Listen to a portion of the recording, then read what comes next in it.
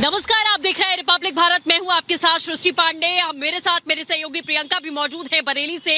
मेरी मौजूदगी कानपुर में है और आज प्रधानमंत्री नरेंद्र मोदी एक बड़ा रोड शो कानपुर में करने वाले हैं। तैयारियां क्या हैं वो भी आपको बताएंगे, प्रियंका से भी जानकारी लेंगे। लेकिन शुरुआत इस वक्त की सबसे बड़ी खबर के साथ कर रहे हैं, जो कि भोपाल से आ रही है। भोपाल में कार चालक ने ट्रैफिक सिपाही को टक्कर मार दी है और अपनी जान बचाने के लिए ट्रैफिक सिपाही, आपको बता दें, बचने के लिए कार की बोनट पर लटक गया और उसकी तस्वीरें भी इस वक्त हम आपको दिखाएंगे। सिपाही को लेकर 1 किलोमीटर तक लगभग आपको बता दें कि कार दौड़ाई गई चालक की ओर से और कार का पीछा बाइक से पीछा करते हुए ट्रैफिक पुलिसकर्मी भी नजर आए। फिल्मी ड्रामे के बाद में हालांकि कार चालक को गिरफ्तार किया गया और लगातार चेकिंग जारी है। आप देख रहे हैं कि चुनावी माहौल है, जिसको लेकर सतर्कता और ज्यादा बढ़ गई है और चेकिंग के दौरान ही जब इस कार चालक को रोका जाता है तो सिपाही को टक्कर मार के तेजी के साथ में आगे बढ़ता है और सिपाही जो है उसे रोकने के लिए और बचने के लिए बोनट पर लटक जाता है। 1 किलोमीटर तक जो गाड़ी चालक है वो लगातार गाड़ी को आगे लेकर दौड़ाता रहता है। पीछे से पुलिसकर्मी दौड़ रहे होते हैं और इस पूरे सियासी ड्रामे के बाद में जिस तरीके का फिल्मी ड्रामा देखा गया, उसके बाद गिरफ्तार कर लिया गया है कार चालक को।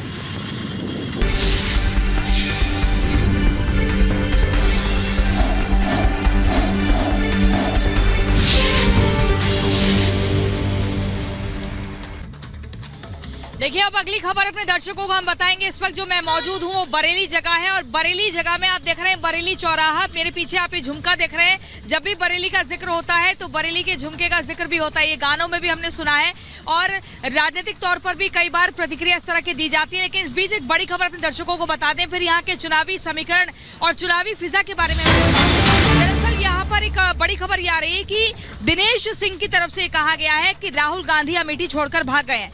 दिनेश सिंह का कांग्रेस पर बड़ा हमला। राहुल अमेठी प्रचार के लिए भी नहीं आएंगे। स्मृति अमेठी परिवार का हिस्सा है। कर्मभूमि छोड़कर राजस्थान क्यों गए? डर की वजह से रायबरेली छोड़ा है। ये बड़ी खबर आपको बता रहे हैं। दिनेश सिंह का कांग्रेस पर बड़ा हमला। राहुल अमेठी छोड़कर भाग गए हैं, क्योंकि आपको बता दें बीते दिन ये तस्वीर साफ हुई थी कि राहुल गांधी जो है रायबरेली से चुनाव लड़ेंगे, अमेठी से नहीं, जिसके बाद लगातार उनके ऊपर ये आरोप लगाए जा रहे हैं कि राहुल गांधी डर गए हैं।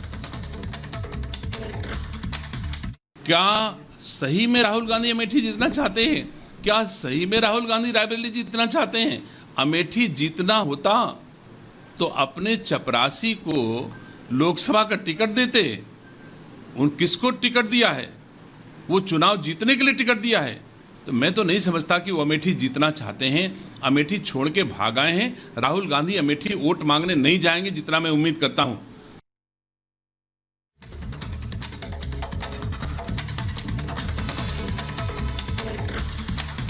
बिल्कुल लगातार सियासी समीकरण आप देख रहे हैं। जैसे जैसे चुनावी पारा आगे बढ़ रहा है वैसे वैसे आरोप प्रत्यारोप का सिलसिला बढ़ता जा रहा है। लेकिन अगर बात राहुल गांधी की करें कि वो रायबरेली से चुनावी मैदान में उतर गए हैं 2019 की तरह ही, दो नाव पर एक बार फिर से पैर रख लिया है राहुल गांधी ने। वायनाड में जिस तरीके से उन्होंने पिछली बार चुनाव लड़ा और इस बार फिर से दो नाव पर सवार होते हुए राहुल गांधी नजर आ रहे हैं, जिसको लेकर लगातार वो निशाने पर है।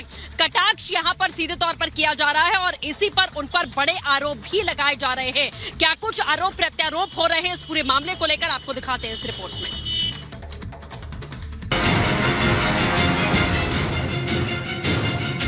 कि शाहजादे वायनाड में हारने वाले हैं और हार के डर से वो तीसरी सीट खोजने लग जाएंगे। एक तरफ वायनाड की वोटर्स के लिए बहुत बड़ा एक उनके साथ नाइंसाफी है। पहले अमेठी, अब वायनाड को धोखा। राहुल के पाला बदलने पर कभी साथी रहे लेफ्ट ने भी धोया। राहुल गांधी के रायबरेली जाने पर उठे सवाल। इतना लंबा अविरत संघर्ष इतिहास में कहीं नहीं हुआ होगा जो अयोध्या में हुआ।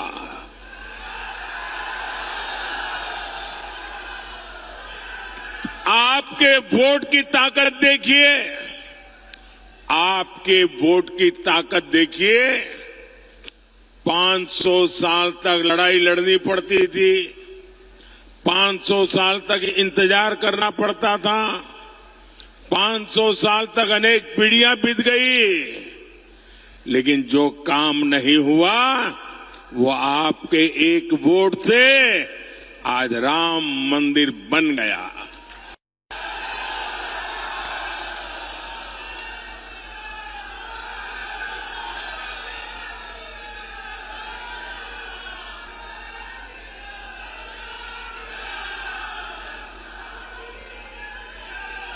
देश आजाद हुआ, जम्मू कश्मीर में आए दिन खतरे की घंटी बजती रहती थी। जम्मू कश्मीर का क्या होगा चिंता रहती थी। बम धमाके, गोला बारूद कश्मीर से वही सुनाई देता था। आपके एक वोट की ताकत देखिए। आपने जम्मू कश्मीर देखा भी नहीं होगा, लेकिन आपके वोट की ताकत देखिए। जो 370 की दीवार थी, आपके इस वोट ने 370 की 370 की उस दीवार को जमीन दोस्त करके जमीन में गाड़ दिया।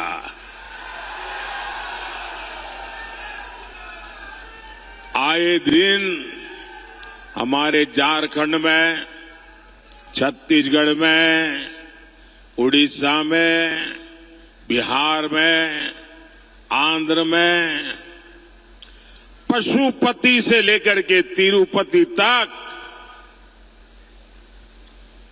नक्सलवाद, आतंकवाद फैला करके यहां की धरती को लहूलुहान कर देता था। कितनी माताएं अपना जवान बेटा खो देती थी। पाल पोस करके बड़ा किया बेटा गलत संगत में आकर बंदूक उठाकर जंगलों में भाग जाता था। आपके एक वोट ने कितनी ही माताओं की आस पूरी की, बच्चों को बचा लिया। आपके एक वोट ने इस धरती को लहूलुहान करने वाले नक्सलवादी आतंकवाद से मुक्ति दिला दी। ये आपके एक वोट की ताकत है।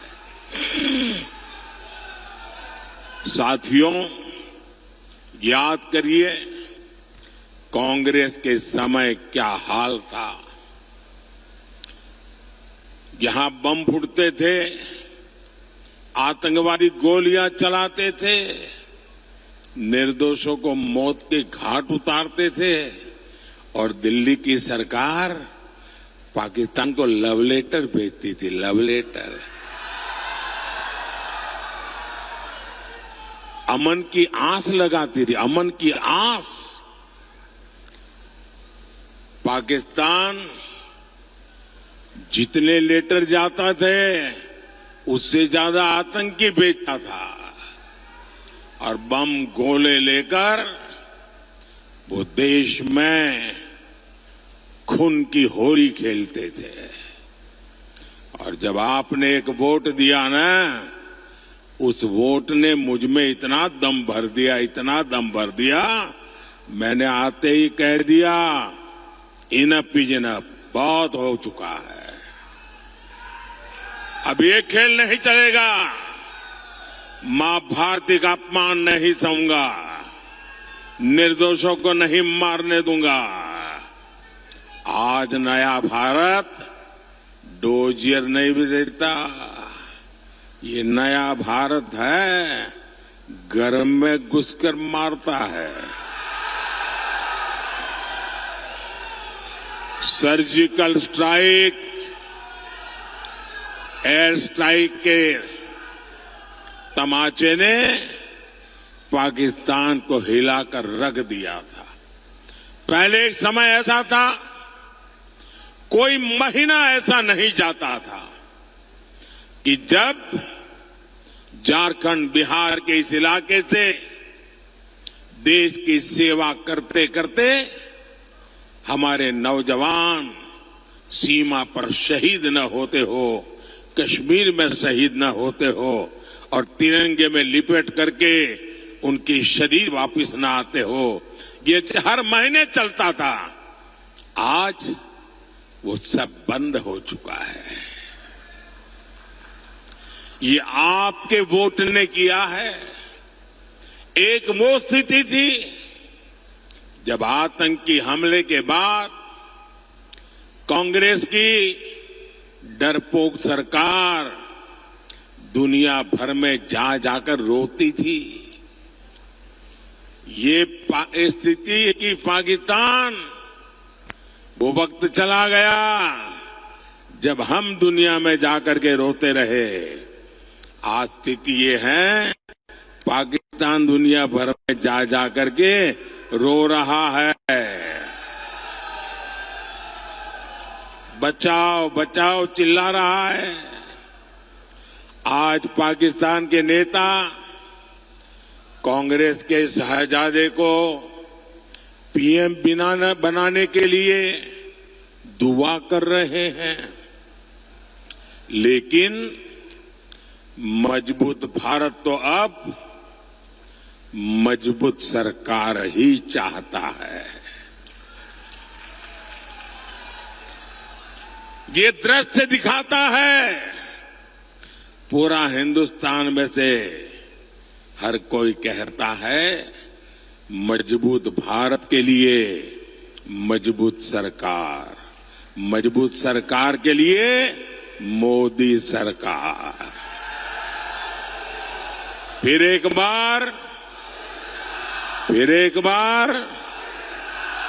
बार भाइयों और बहनों, मुझे सीएम और पीएम के रूप में देशवासियों की सेवा करते करते अब 25 साल हो जाएंगे। आपके आशीर्वाद से 25 साल हो गए। मोदी पर एक पैसे का घोटाले का आरोप नहीं लगा है।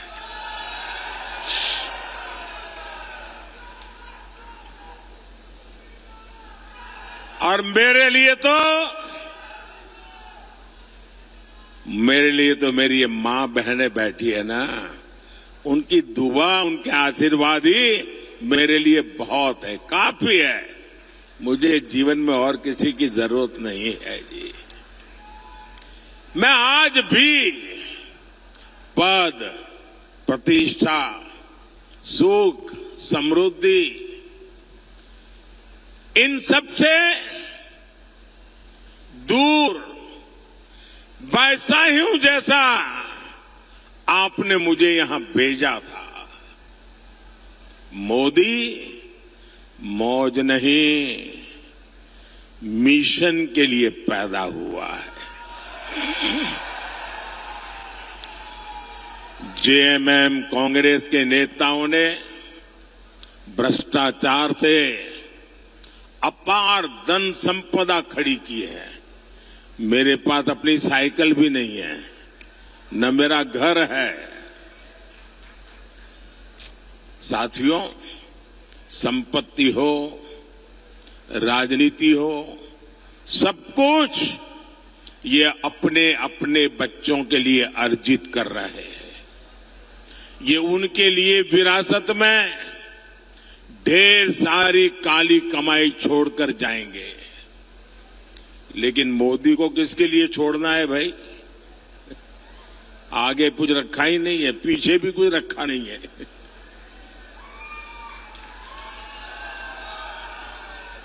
मेरे वारिस तो आप सब ही है। आपके बच्चे, आपके नाती पोते, ये